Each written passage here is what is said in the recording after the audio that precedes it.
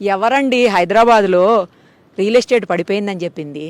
ఎవరండి తెలంగాణలో రియల్ ఎస్టేట్కి వ్యాపారమే లేదంటుంది? మరి ఇదేంటి ఏమనాలి?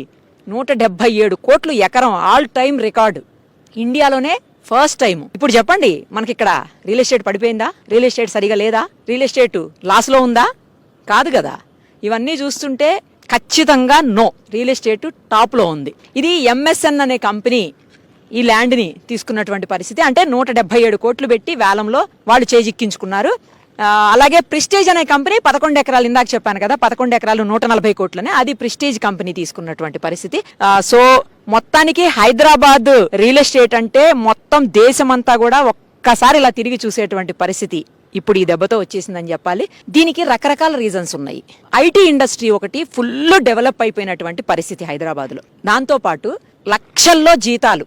అది ఇంకొకటి మోస్ట్ ఇంపార్టెంట్ థింగ్ ఏంటంటే, ఎందుకు హైదరాబాద్కి భూములకి ఇంతటి రెక్కలు అంటే, దాంట్లో నేను ఇందాక చెప్పినటువంటి 2 రీజన్స్తో పాటు మరో రీజన్ ఏంటంటే, ఇక్కడ నివాసానికి అనుకూలమైనటువంటి స్థలం. ఇది చాలా అనుకూలమైనటువంటి ప్లేస్. మిగతా మెట్రోపాలిటన్ సిటీస్తో కంపేర్ చేసినప్పుడు హైదరాబాదు హైట్లో ఉంటుంది. హైట్లో ఉన్నప్పుడు ఇక్కడ ఉండేటువంటి ఆ అట్మాస్ఫియర్, హ్యూమిడిటీలు అలాంటివన్నీ కూడా ఏమీ లేకుండా అట్మాస్ఫియర్ చాలా అందరికీ నచ్చేలా